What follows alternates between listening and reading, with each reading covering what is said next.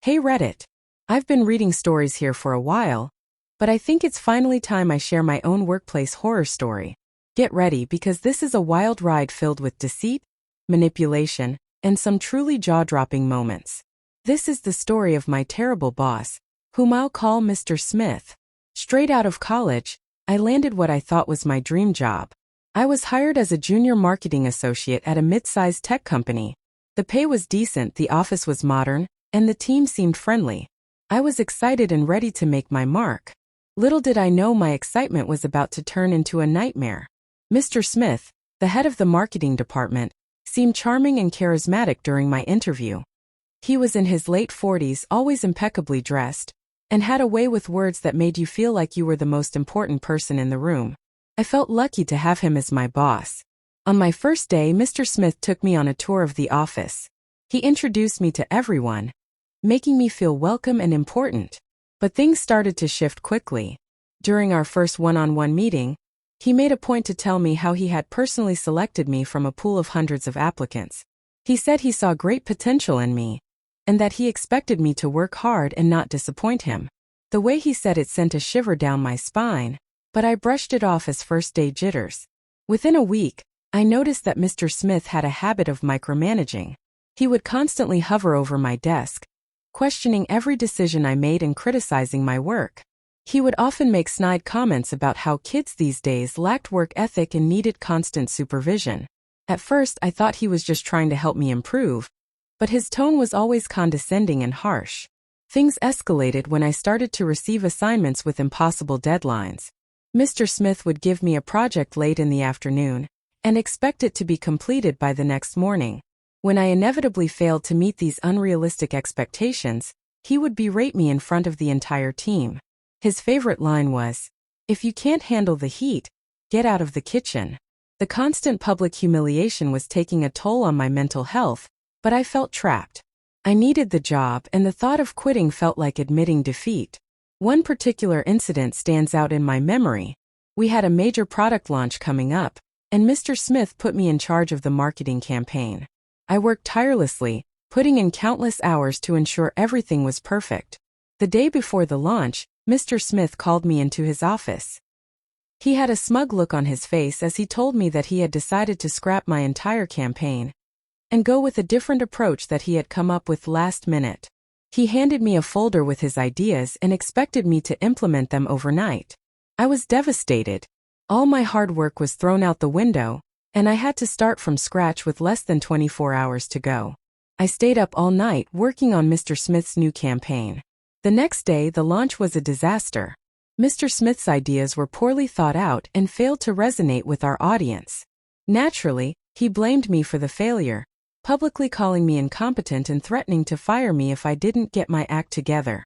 But Mr. Smith's manipulations didn't stop at work-related tasks. He had a way of turning colleagues against each other.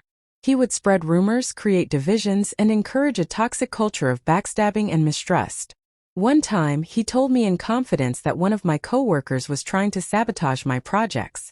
Being young and naive, I believed him and distanced myself from that coworker, only to find out later that Mr. Smith had told my coworker the same thing about me. His manipulations extended to upper management as well. He would take credit for my ideas and present them as his own in meetings with executives. When things went wrong, he was quick to shift the blame onto his team. I began to document everything, keeping detailed records of my work and his demands, hoping that someday I could expose his behavior. The turning point came when Mr. Smith's behavior started affecting my health. I was constantly stressed, had trouble sleeping, and felt anxious all the time. One morning, I fainted at my desk. My coworkers rushed me to the hospital, where I was diagnosed with severe exhaustion and stress. The doctor advised me to take time off work, but I was terrified of Mr. Smith's reaction.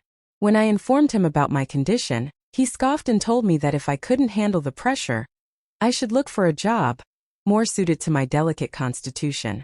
I decided enough was enough. I started discreetly looking for another job and reached out to a few trusted colleagues to share my experiences.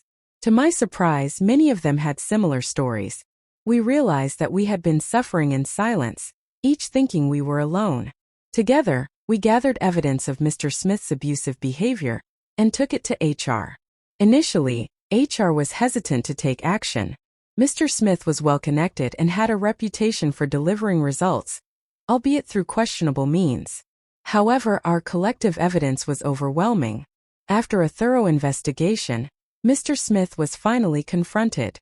To avoid a scandal, the company allowed him to resign quietly instead of being fired.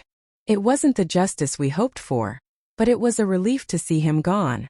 With Mr. Smith out of the picture, the atmosphere in the office improved significantly. People started to open up and share their experiences, creating a supportive environment where we could heal and rebuild trust.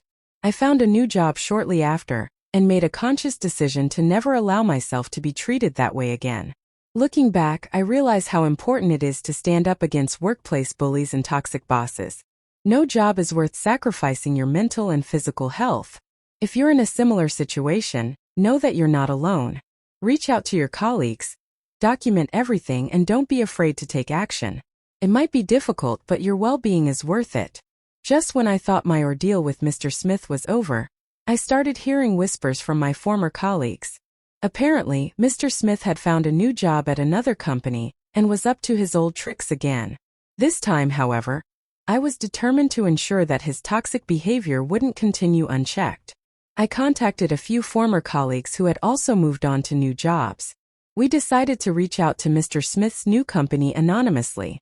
We sent detailed accounts of our experiences and the evidence we had gathered during our time working under him. It wasn't easy, but we felt a moral obligation to protect others from his manipulative ways. A few weeks later, I received an email from one of the HR representatives at Mr. Smith's new company. They thanked us for coming forward and informed us that they had launched their own investigation into his behavior. While I never found out the outcome of that investigation, I like to think that our efforts made a difference. In the end, my experience with Mr. Smith taught me a lot about resilience and the importance of standing up for oneself. It also showed me the power of solidarity among coworkers. By coming together and supporting each other, we were able to take a stand against a bully and create a better work environment for ourselves and others. Thanks for reading my story. If you have your own workplace horror stories or advice on dealing with toxic bosses, I'd love to hear them in the comments. Let's continue to support each other and create healthier, more respectful workplaces.